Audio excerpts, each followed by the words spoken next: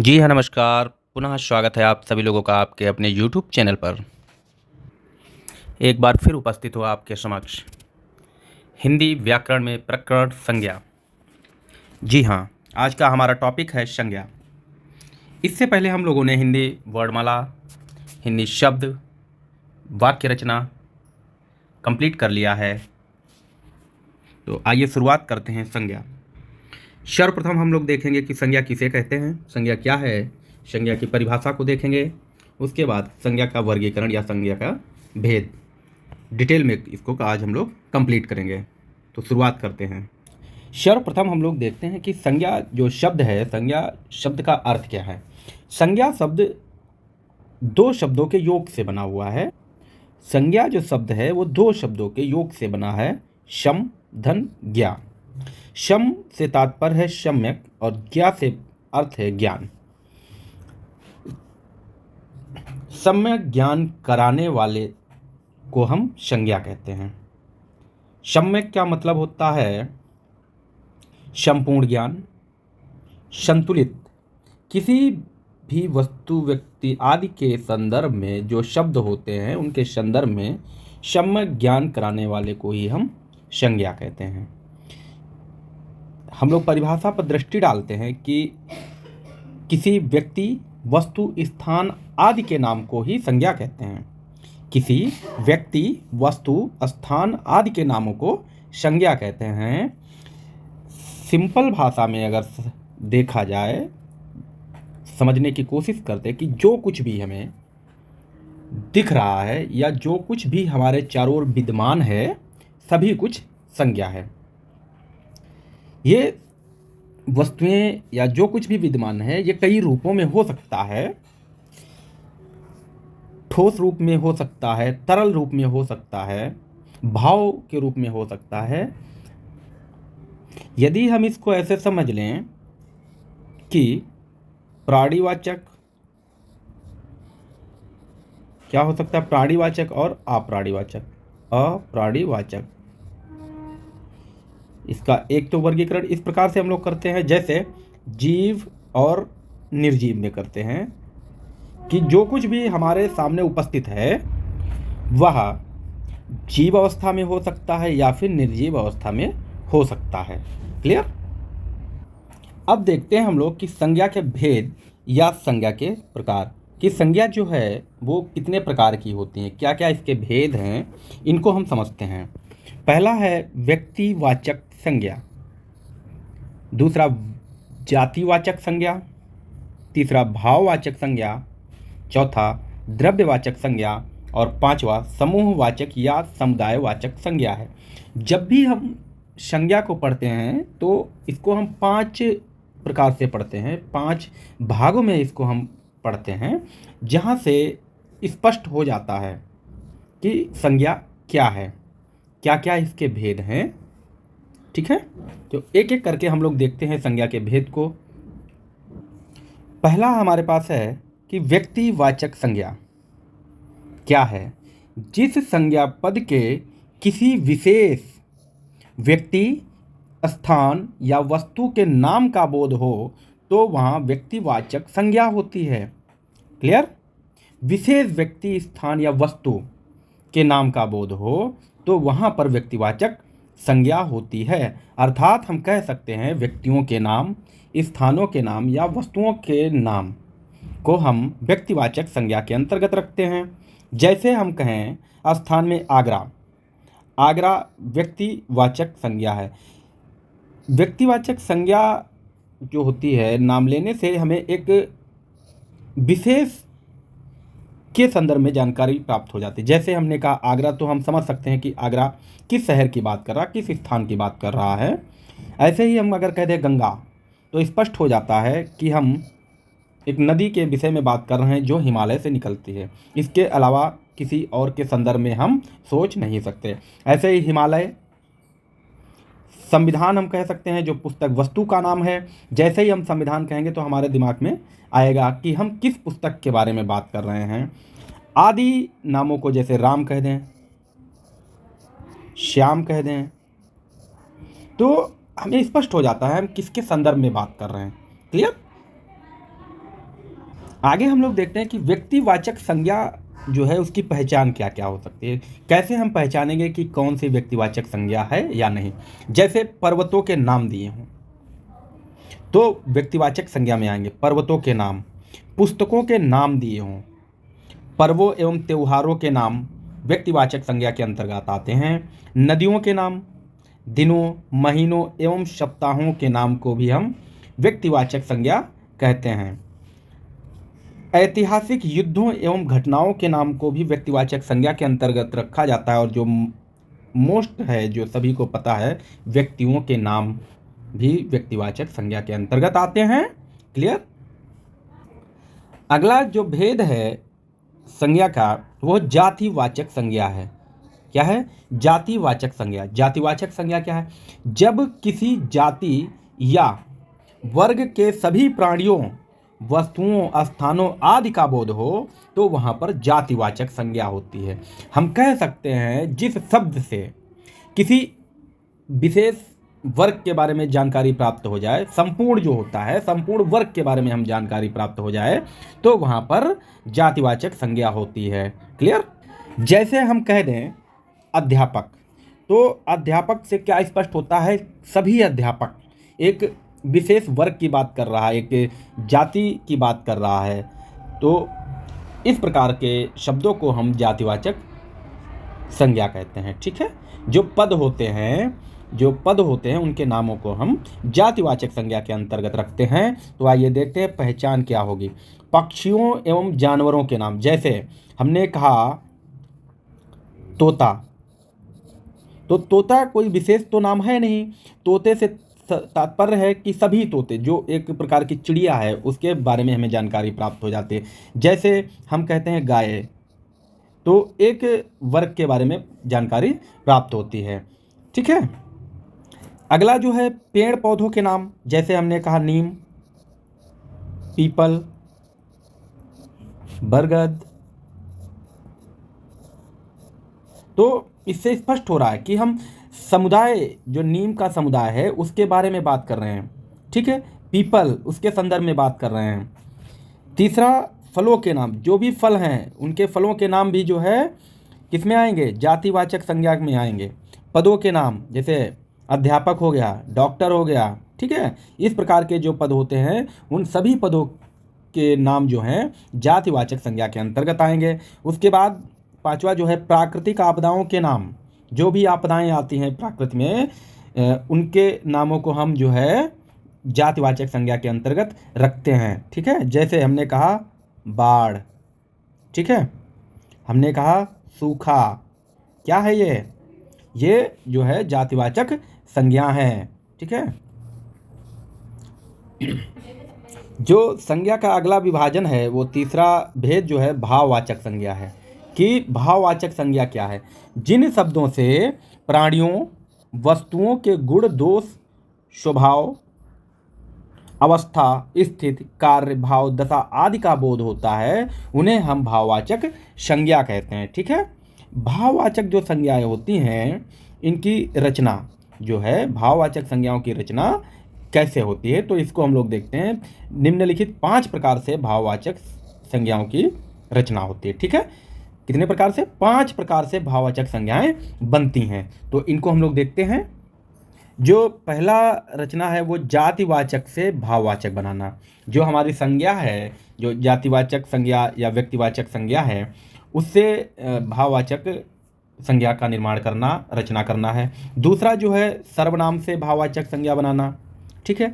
विशेषण से भाववाचक संज्ञा बनाना, क्रिया से भाववाचक संज्ञा बनाना, और पांचवा जो है अव्यय से भाववाचक संज्ञा बनाना। तो आगे हम लोग देखते हैं कि किस प्रकार से जातिवाचक से भाववाचक संज्ञा बन जाती है, सर्वनाम से भाववाचक कैसे बनती है, विशेषण से भाववाचक संज्ञा किस प्रकार से बनती है, क्रिया से भाववाचक संज्ञा बनाना हम लोग देखते हैं, और अव्यय से भाववाचक संज्ञा की कैसे रचना होती है। तो आइए हम लोग देखते हैं आगे। जो पहला वर्गीकरण है भाववाचक संज्ञा में, जातिवाचक से भाववाचक संज्ञा बनाना। अब यहाँ पर हम लोग देख लेते हैं कि जो जातिवाचक संज्ञा क्या है, पिता क्या है, जातिवाचक संज्ञा है। अब जब इससे भाववाचक संज्ञा बनाएंगे तो क्या हो जाएगा? पितृत्व हो जाएगा। ठीक है। पिता क्या है? जातिवाचक संज्ञा है। पितृत्व क्या है, ये भाववाचक संज्ञा बन जाता है। इसी प्रकार जो अगला है पुरुष, पुरुष क्या है, जातिवाचक है। ठीक है, पुरुष क्या है, जातिवाचक है। स्पष्ट है हम लोगों को पुरुष जातिवाचक है, क्योंकि ये एक विशेष के बारे में तो बात नहीं कर रहा है, संपूर्ण वर्ग के बारे में बात कर रहा है। ठीक है, जो संपूर्ण पुरुष वर्ग है उसके बारे में बात कर रहा है, तो स्पष्ट है कि ये जातिवाचक है। और जातिवाचक से भाववाचक जब बनाएंगे तो पुरुष का क्या हो जाएगा, पौरुष हो जाएगा या फिर पुरुष तो हो जाएगा। ठीक है, पुरुष तो हो जाएगा। तीसरा जो है ईश्वर, जातिवाचक है और इससे जब हम भाववाचक बनाएंगे तो ईश्वरत्व हो जाएगा या फिर ऐश्वर्य हो जाएगा। क्या हो जाएगा, यहाँ पुरुषत्व होता है, पुरुषत्व होता है। ठीक है, पुरुषत्व, ये ईश्वरत्व हो जाएगा और ऐश्वर्य हो जाएगा। ठीक है, इसी प्रकार मनुष्य जातिवाचक संज्ञा है, जब इसका हम भाववाचक बनाएंगे तो मनुष्यता हो जाएगा। क्या हो जाएगा, मनुष्यता। ठीक, अगला क्या है, मानव। मानव एक जाति है और जैसे ही हम इसका भाववाचक बनाएंगे, मानव का जातिवाचक से भाववाचक में परिवर्तन करेंगे, रचना करेंगे, तो ये मानवता हो जाएगा। क्लियर। अगला जो है बच्चा, ये भी भाववाचक जातिवाचक है। क्या है ये, बच्चा, ये जातिवाचक है। संपूर्ण बच्चा जो एक विशेष वर्ग है उसके बारे में बात होती है। जब इसका हम भाववाचक बनाएंगे तो यहाँ पे ये हो जाएगा बचपन। क्या हो जाएगा, बचपन या बचपना। क्लियर, बचपना। ओके। अगला जो है ये देव है, किसी एक देव की बात नहीं कर रहा है। ठीक है, समस्त देवों की बात होती है इसमें। तो जब देव जातिवाचक से हम भाववाचक में परिवर्तन करेंगे तो देवत्व हो जाएगा। क्या हो जाएगा, देवत्व हो जाएगा। जो अगला विभाजन हमारा है भाववाचक संज्ञा में, तो सर्वनाम से भाववाचक संज्ञा की रचना, कि सर्वनाम जो है उससे किस प्रकार से भाववाचक की संज्ञा की रचना होती है। जैसे अहम है। ठीक है, अहम ये सर्वनाम है और जब इसका भाववाचक बनाएंगे तो क्या हो जाएगा, अहंकार हो जाएगा। इसी प्रकार से आप जो है ये सर्वनाम है, इससे जब हम भाववाचक रचना करेंगे तो आप से अपनापन यह हो जाएगा या फिर अपनत्व हो जाएगा। क्या हो जाएगा, अपनापन या अपनत्व। अगला जो है स्व, ये भी सर्वनाम है, इसकी भाववाचक जो होगा, भाववाचक संज्ञा होगी वो स्वत्व हो जाएगी। निज सर्वनाम है, इससे निजता भाववाचक संज्ञा बनेगी और निजत्व होगा, ये निजात्व नहीं निजत्व हो जाएगा। अगला जो है ये मम सर्वनाम है, इससे भाववाचक संज्ञा ममत्व बन जाएगी। अगला सर्वनाम पर है और इससे भाववाचक संज्ञा जब बनेगी तो पराया हो जाएगा। क्लियर, उम्मीद है अच्छा समझ में आ रहा होगा। इसी क्रम में हम लोग आगे जो अगला हमारा वर्गीकरण है वो विशेषण से भाववाचक संज्ञा बनाना। जो विशेषण होते हैं उनसे भाववाचक संज्ञा की रचना करना।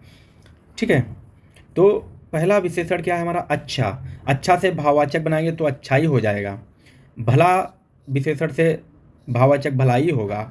अरुण है, इससे अरुणाई या अरुणिमा बनेगा, भाववाचक अरुणाई या फिर अरुणिमा बनेगा। सुंदर विशेषण का जो है भाववाचक बनाएंगे तो सुंदरता हो जाएगा या फिर सौंदर्य हो जाएगा। इसी प्रकार से आवश्यक विशेषण है और इसका जब हम भाववाचक में परिवर्तन करेंगे तो आवश्यकता हो जाएगा। इसको बहुत अच्छे से देखिए, बहुत ही इम्पॉर्टेंट चीज़ है ये, परीक्षा की दृष्टि से बहुत ज़्यादा परीक्षाओं में लगातार पूछा जाता है। ठीक है, ऐसे ही महत्वपूर्ण क्या है, उचित जो हमारे पास विशेषण है इसका भाववाचक संज्ञा में परिवर्तन क्या होगा, औचित्य हो जाएगा। ऐसे ही हरा विशेषण का भाववाचक क्या होगा, हरियाली हो जाएगा। ठीक है, इसी क्रम में भाववाचक संज्ञाएं जो हैं उनका निर्माण हम लोग देख रहे हैं, उनकी रचना देख रहे हैं किस किस प्रकार से होती है। तो अगला जो क्रम है वो क्रिया से भाववाचक संज्ञा की रचना करना। किससे, क्रिया से भाववाचक संज्ञा की रचना करें। जैसे क्रिया है पढ़ना, क्या है, पढ़ना। पढ़ना का जब भाववाचक बनाएंगे तो हो जाएगा पढ़ाई। खोजना एक क्रिया है, खोजना का मतलब ये कार्य हो रहा है, क्रिया का मतलब क्या होता है, कार्य होना। ठीक है, तो खोजना जो है इसका भाववाचक बनाएंगे तो खोज होगा। सीना, सीना जो क्रिया है इसका भाववाचक होगा तो सिलाई होगा। लड़ना क्रिया से भाववाचक बनेगी लड़ाई। चलना से चाल या चलन होगा, वेरी इंपॉर्टेंट है, चाल या चलन। ऐसे अगला जो है हंसना क्रिया है इसका भाववाचक हंसी होगी, और बोलना क्रिया इसका भाववाचक जो होगा वो बोल होगा। क्लियर। अगला जो भेद है भाववाचक संज्ञा का, जो वर्गीकरण है, अव्यय से भाववाचक संज्ञा की रचना करना। अव्यय कौन सा शब्द है? दूर जो है अव्यय है, इसकी जब भाववाचक बनाएंगे तो दूरी हो जाएगा। वाह वाह का भाववाचक वाह वाही हो जाएगा। समीप अव्यय का भाववाचक जब बनाएंगे तो समीपता हो जाएगा। देर जो अव्यय शब्द है इसका भाववाचक देरी होगा। बहुत का बहुतायत हो जाएगा। तेज का तेजी, नीचे का निचाई हो जाएगा। ऊपर जो अव्यय है उससे भाववाचक बनाएंगे तो ऊपरी हो जाएगा, और निकट का नैकट्य हो जाएगा। ये नैकट्य लिखा है, ठीक है, नैकट्य, ऐसे नैकट्य, इस प्रकार से, ठीक है, नैकट्य हो जाएगा। अब जो हम लोग संज्ञा का वर्गीकरण हम लोग देख रहे थे, अभी हम लोगों ने 3 कवर कर लिए हैं, व्यक्तिवाचक संज्ञा, जातिवाचक संज्ञा और भाववाचक। अगला जो वर्गीकरण है संज्ञा का, वो चौथा वर्गीकरण जो है द्रव्यवाचक संज्ञा। कि द्रव्यवाचक संज्ञा क्या है? इन्हीं को पदार्थवाचक संज्ञा भी कहा जाता है। जिस संज्ञा से किसी पदार्थ या द्रव्य का बोध होता है उन्हें ही हम द्रव्यवाचक संज्ञा कहते हैं। यानी कि जिन संज्ञा शब्दों से किसी पदार्थ या द्रव्य के बारे में जानकारी प्राप्त होती है उन्हीं को हम द्रव्यवाचक या पदार्थवाचक संज्ञा कहते हैं। ये संज्ञाएं कठोर या तरल रूप में हो सकते हैं। जो पदार्थ हैं, जो द्रव्य हैं, ये कठोर हो सकते हैं, ठोस में हो सकते हैं, ठीक है, या फिर तरल रूप में हो सकते हैं, यानी कि जलीय, ठीक है, क्या जलीय हो सकते हैं। जैसे एग्जाम्पल है, उदाहरण है, जैसे सोना क्या है? ये पदार्थ है और ये ठोस अवस्था में कठोर है। लोहा, चांदी, लकड़ी, ये सभी चीज़ें क्या हैं? ये द्रव्य हैं, ठीक है, पदार्थ हैं। अब तरल पदार्थों में देख लेते हैं, दूध है, दही, पानी, तेल इत्यादि, जो भी तरल पदार्थ हैं। यानी कि पदार्थ समझ में आ रहा होगा क्या हो सकते हैं, पदार्थ कौन कौन से होते हैं, ठीक है, ओके। जो हमारा अगला और अंतिम संज्ञा का वर्गीकरण है, जो संज्ञा का भेद है, क्या है? समूहवाचक संज्ञा, ठीक है, समूहवाचक संज्ञा या समुदायवाचक कहेंगे हम, समुदायवाचक संज्ञा कहेंगे। क्या है समूहवाचक या समुदायवाचक? जिस संज्ञा शब्द से पूरे समूह का बोध हो वहां पर समूहवाचक या समुदायवाचक संज्ञा होती है। यानी कि ऐसे शब्द जिनसे एक से अधिक, यानी कि 2 या 2 से अधिक व्यक्तियों, वस्तुओं के बारे में जानकारी मिल जाए उन्हीं को हम समूहवाचक या समुदायवाचक संज्ञा कहते हैं। जैसे हमने कहा परिवार, तो परिवार से तात्पर्य क्या है? 2 से अधिक होंगे।